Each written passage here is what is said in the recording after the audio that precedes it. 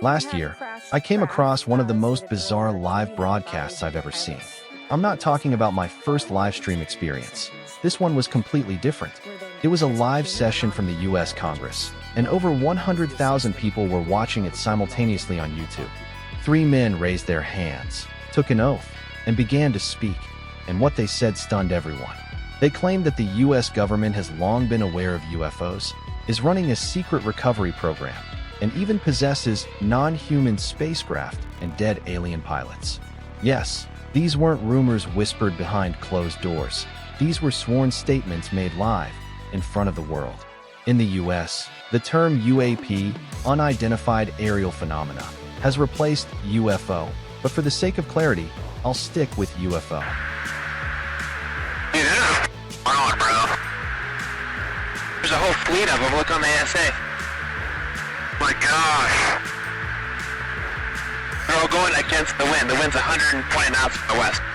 Look at that thing, dude. The two on the sides were former military pilots. On the right sat a retired pilot who reported encountering a UFO near San Diego in 2004. His video from that event was actually something I shared on this channel about 3 years ago.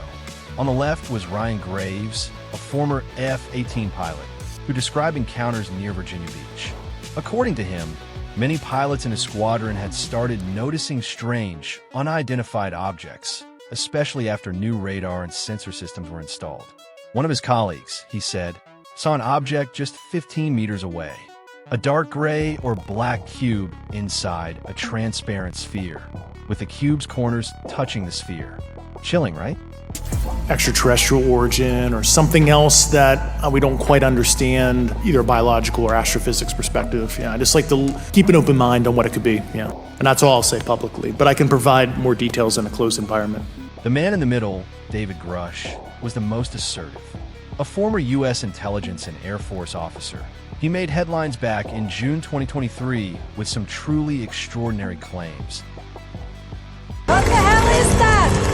A portal! A pathway to another dimension! And I'm using extraordinary deliberately because claims like these demand extraordinary evidence.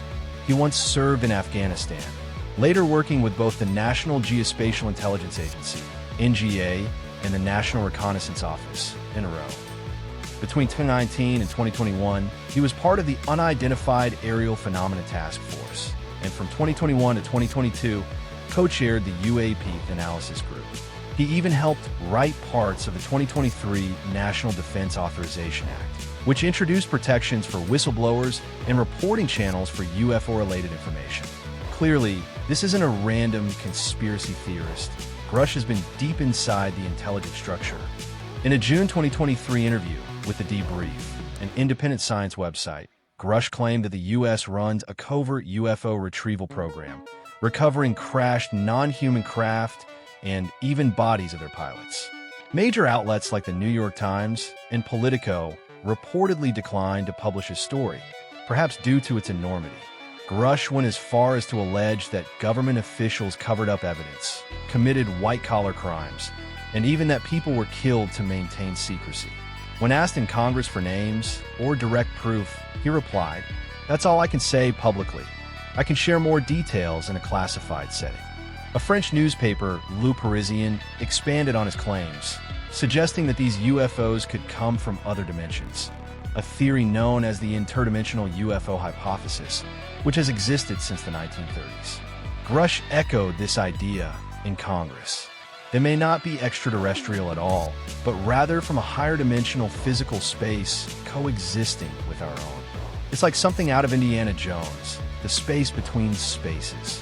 The hearing lasted around 2.5 hours, and at times, I felt like I was watching a real-life episode of The X-Files. But this time, the people testifying weren't fictional agents. They were decorated professionals. Still, sworn statements aren't the same as material evidence.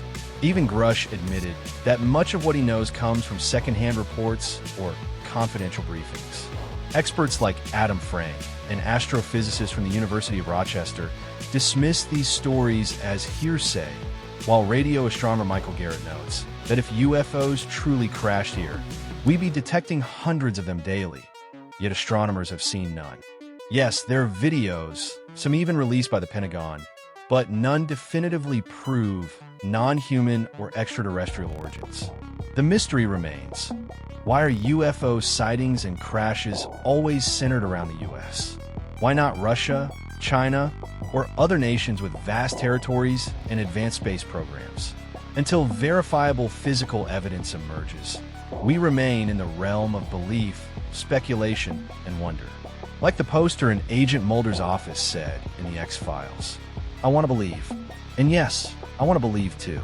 But more than belief, I want proof, solid, undeniable evidence that confirms we are not alone. Because that's what science and curiosity truly demand.